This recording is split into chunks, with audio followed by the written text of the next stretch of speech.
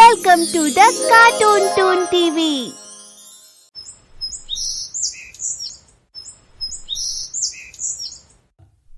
रामनगर नाम का एक गांव था। उस गांव में कविता नाम की एक औरत अपने पति कैलाश, बेटे रामू और बेटी पारो के साथ रहा करती थी।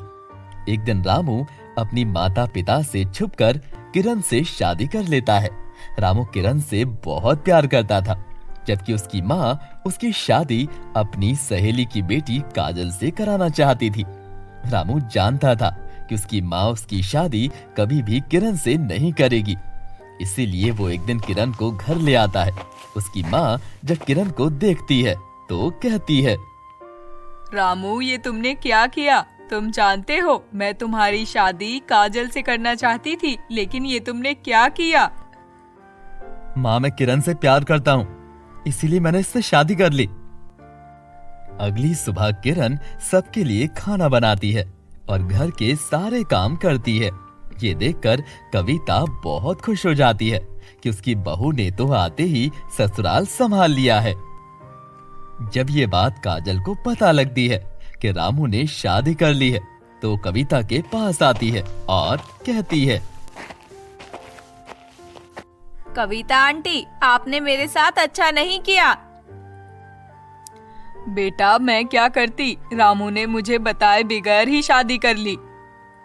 दोनों में बहस होती है और काजल वहां से चली जाती है। ऐसे ही समय बीतने लगता है। एक दिन किरण अचानक किचन में काम कर रही होती है। किरण को वहां कुछ दिखाई देता है और वो कविता से बात करती है। माँ जी, किचन में खाना बनाते हुए मुझे ऐसा लगा कि मेरे पीछे कोई है, लेकिन वहाँ कोई नहीं था। कविता उसकी बातों को इग्नोर कर देती है कि बेटा, तुम्हारा वहम होगा। ऐसे ही एक दिन कविता को भी अपने रूम में कोई दिखाई देता है। कविता डर जाती है। एक दिन जब किरण सुबह उठी तो अपनी सास कविता से कहने लगी, अरे ओ कविता, उठ और मेरे लिए नाश्ता बना, चल जल्दी उठ।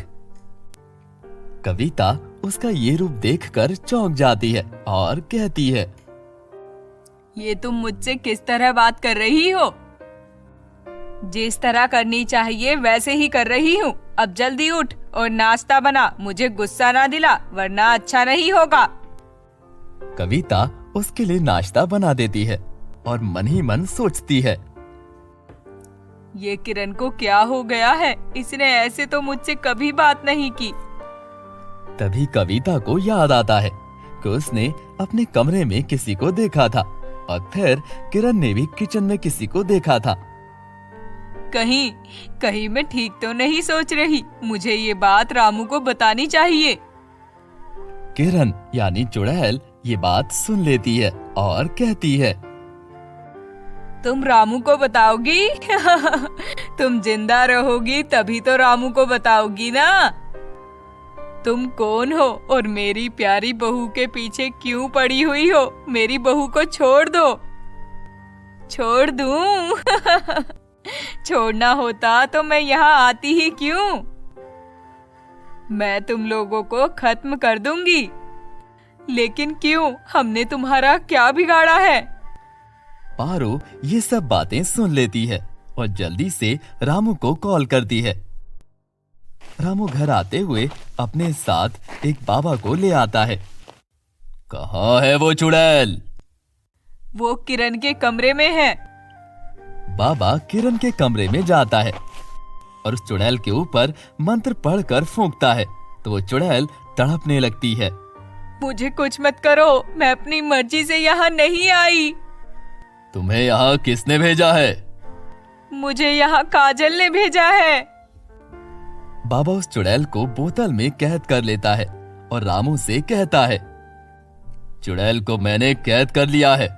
ये अब तुम लोगों को तंग नहीं करेगी, लेकिन हाँ, इसे यहाँ किसी काजल ने भेजा था। रामू समझ जाता है। फिर रामू काजल को घर लेकर आता है और उससे पूछता है, तुमने ऐसा क्यों किया काजल? मैं तुम्हें इसकी सजा दिलवा कर रहूंगा। मुझे माफ कर दो, मैंने तुम्हारी मोहब्बत में ये सब किया, लेकिन मुझे जेल नहीं जाना। प्लीज मुझे माफ कर दो।